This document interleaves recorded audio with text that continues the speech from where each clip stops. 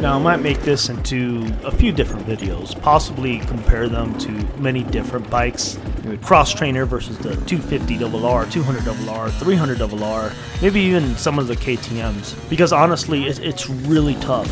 All bikes have their own personalities, and if your skills are up there, everyone knows any bike really would do. But I have to give this introductory first impressions, quote unquote, of the Xtrainer versus the 300RR at my current skill level. There's a lot of good riders out there, a lot of pros that review the 300RR, the 250RR, 200RR.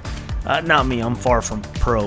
In fact, I'm actually a unique case, as I probably would label it. I would once label myself a pretty fast rider and pretty okay in the technical stuff. I was always more a little bit on the timid side, but I was pretty decent if I did push myself to do so, and I know I was pretty capable. I just was always kind of on the timid side. However, when it came, to the enduro obstacles, introductory hard enduro, I was never really good at it, mainly because I was pretty unconfident on how the bike would behave. I would just instantly think the worst possible case scenario.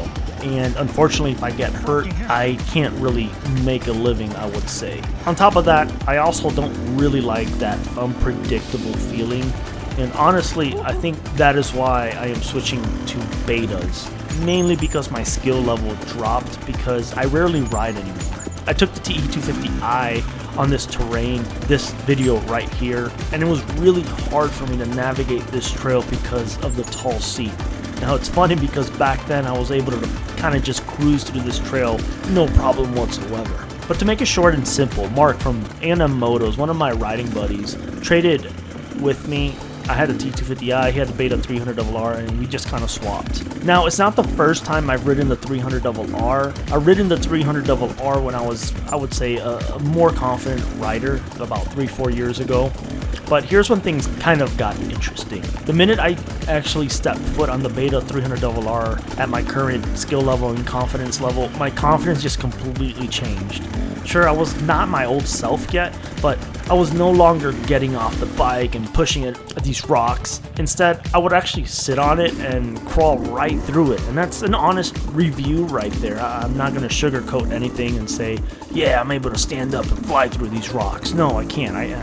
I'm not there yet like I used to be. Yeah, the suspensions were perfect for me. The 300RR, it was nice and plush. It allowed me to hit things pretty hard and aggressively. It allowed me to also gently cruise around these rocks with confidence, knowing my feet can really catch me. Well, guess what? Now, fast forward a few days later, and I got the Xtrainer just because I didn't know it was going to be so much more of a difference in confidence.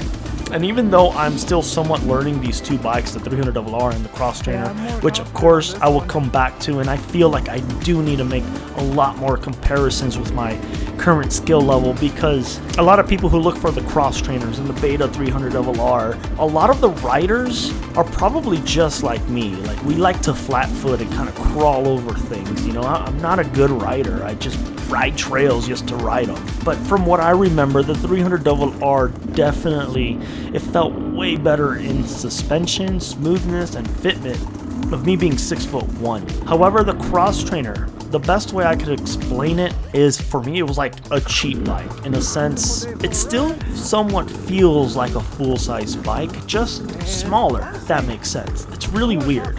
But I do remember the Xtrainer allowing me to pick really any line with confidence. Like, this is weird boulder configuration. I'm like talking about stacked rocks, and I'm crawling right over it. I'm crawling right over it with this kind of confidence. While on the TE250i, no, I'm not going to pick that line, because I might high center myself. The best way I can explain it is I have a trials bike, so I'm doing like this dumb line on purpose kind of confidence.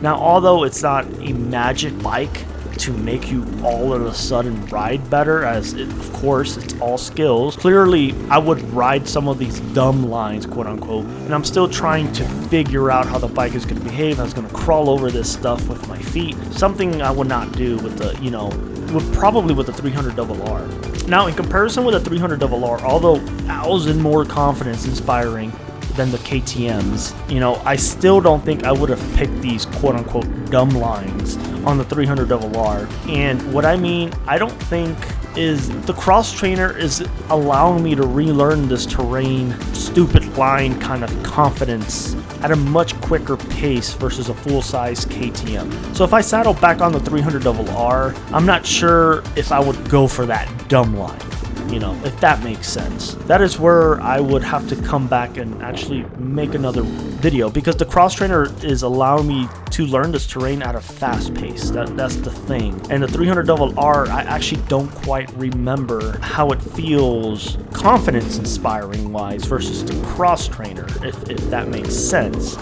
Now the thing is, with the cross trainer, I bought it used, so I have to change things like the suspension, work on the ergonomics to make it fit my style. So I'm going to test, you know, firmer suspensions, rocks, handlebar risers, mess with the JD Jet kit, and possibly add a 53 rear sprocket to it, since I do feel like the second gear can be a lot lower, since, you know, I'm crawling on this stuff most of the time. First gear to me was a little bit too aggressive on the rocks, and you know, my clutch hand gets tired on this rocky terrain. It was too wild, I would say, but that was because of the power valve screwed all the way in. So I went ahead and put it actually back to the factory defaults. I'm gonna have to make another video though. However, as of now, I would say the 300RR just had a better overall feeling in the harsher hits at speed versus the cross trainer. But the cross trainer was just like a cheat code. It was super confident, inspiring from what I remember versus the 300RR. It helped me learn how the machine was going to behave, as I mentioned in previous videos. As you are learning how to ride on this terrain, you most likely are going to stop pretty often on the harsher, harder, imbalanced kind of rocky stuff and roll over it little by little to see what the bike is gonna do. To see if, oh, I'm not gonna drop the bike. And then it just gets better and better over time, and that's, for me, that's what the cross trainer did. The 300RR definitely did that too, but I think the cross trainer just, it was better in that aspect. In a sense, I felt the 300RR does roll over these rocks a little better, actually maybe quite a bit better at speed, and feels more stable with the harsher hits. But let's see, I will be making a few more videos, a few more reviews once I've taken both of these bikes out on the trail soon, because remember, your skills and the confidence level is slowly increasing over and over and over again. But as of now, I bought the cross trainer, and so far I seem incredibly happy with it. It's been a great dirt bike to really introduce me to this hard enduro stuff. I think I would have picked the Beta cross trainer all over again. And honestly, if I would have to pick between the two, the 300RR and the cross trainer, even me being 6'1", the cross trainer so far has been an amazing bike. I don't see myself getting a 300RR, but I don't know. Let's see what the future holds.